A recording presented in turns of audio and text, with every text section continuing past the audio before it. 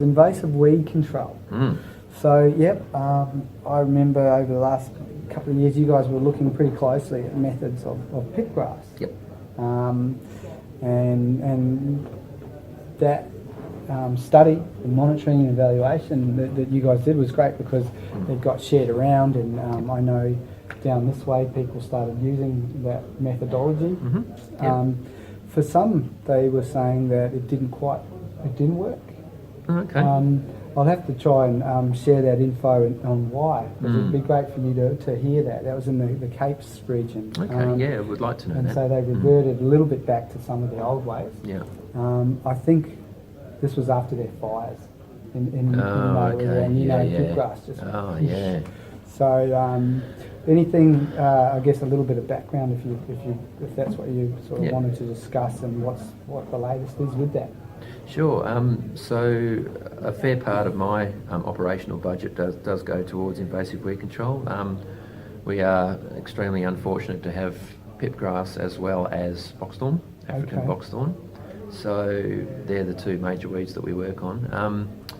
We've developed in the invasive or weed-specific management plans for particular areas. So we've got pipgrass management plans for Gilderton, Cervantes and Jurien Bay, and they're guiding our works. They set priorities and guide the procedure, and the goal for at least the 4 dunes in those particular areas is eradication. So not control, but eradication. Yep. So I'm happy to say that we're getting fairly close to that in Cervantes and Jurien Bay. So Cervantes, after I think about 4 rounds of control works, we're seeing very little biomass, and we're almost down to the hand wiping stage in amongst native vegetation.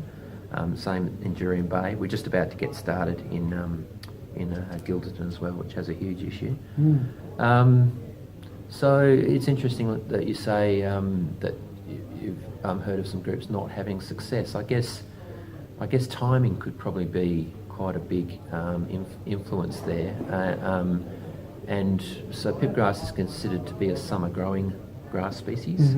But I think we certainly avoid spraying in midsummer, and we put our control methods or our control operations in both spring and autumn. So it's around when it's warm. You've obviously got growth in pipgrass, so it's able to uptake chemicals, and they're the 2 times that we target. We avoid winter as well. So that's one learning, and it would be good to compare with your guys. Yeah. And those methods and details, are they up on the NACC website? All of our management plans are published on our website. And that has the methodology. That has the methodology we use. Okay. Yeah. Great. Rates and all that. Rates. Yeah. And we do interact quite closely with South Australia, who's quite far advanced in some of its pipgrass control works, and they confirm the methods we're using as well. So there's at least 2 examples where that's working quite well.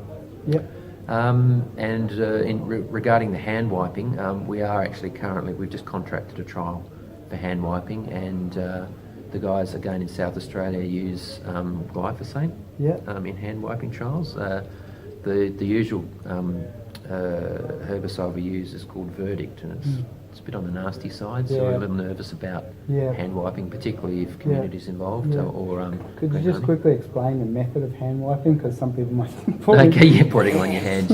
The usual method is that you get yourself a heavy duty plastic glove, usually a chemical glove, and on top of that you put a cotton glove, all right, and then it's simply a question of kind of dipping that in, and it's particularly important for pipgrass control in amongst spinifex, because you're using a grass selective herbicide. So of course it's going to knock it. That's right. So we're here trying to protect dune integrity and not knock it off. So where we've got those big pipgrass infestations in amongst spinifex, you get your handful of glyphosate and just try and get down to the base and wipe as much of the biomass or the green area of the plant as possible. All the safety gear, obviously, you have to have close considerations. There's increasing concern about the safety of glyphosate too, that we're kind of keeping an eye on. We were looking at herbicide-free alternatives or methods, and it seems like there's Any joy? not really, no. Yeah. You know, apart from like small infestations, Yeah. not even really dune stuff, but the steam weeding, Steam, yeah. and that is sort of Yeah. very limited It is, in yeah. where it can be applied. Yeah. Yeah, and the manual type of pulling and that just isn't effective for that type of. That's it, yeah. It's certainly good on annuals and things like couch grass, where it's sort of a low mat, but when you've got this problem of the vegetation in between, native vegetation, it makes it a bit hard. Yeah. And just quickly on to box thorn. Yeah. So we've just recently completed a regional box thorn control strategy because we've had lots of organisations in the Northern Ag region working on box thorn independently, very ad hoc. So we thought we'd swing in, get all the stakeholders together, map the infestations, and then do a sort of multi-criteria analysis for some of those infestations. So, for instance, areas where there's been significant control works in the past, infestations that are close to threatened species and communities, infestations that threaten Aboriginal heritage sites are all given a high priority. We've now got a list of 5 priority sites in the Northern Ag region that will start to control our box thorn control work. So lots of work to be done there. Yeah. Okay. Yep. In terms we're actually looking at a box thorn control trial at the moment. There's again as many theories on box thorn control as there are people doing it. Everyone has their own pet methods. People mix chemicals. People do all sorts of stuff. We're actually looking to do a proper monitored trial. Okay. Oh, scary in NRM, and doing to actually see if we can get some good results on those effective methods, because box thorn is a terror for resprouting. So yeah, just trying to deal with that. I'm trying to think. I don't know if we get much box thorn down in this We'll area. keep it that way. Keep it that way. Keep it that way, because yeah. a lot of times things do come down from that sort of northern region, and with this drying climate and the changing. I think that's kind of the way they're heading. I guess it's mostly coming from us, isn't it? I was going to blame you for some of the weeds we've got from down this way, but no, it's probably mostly the other way.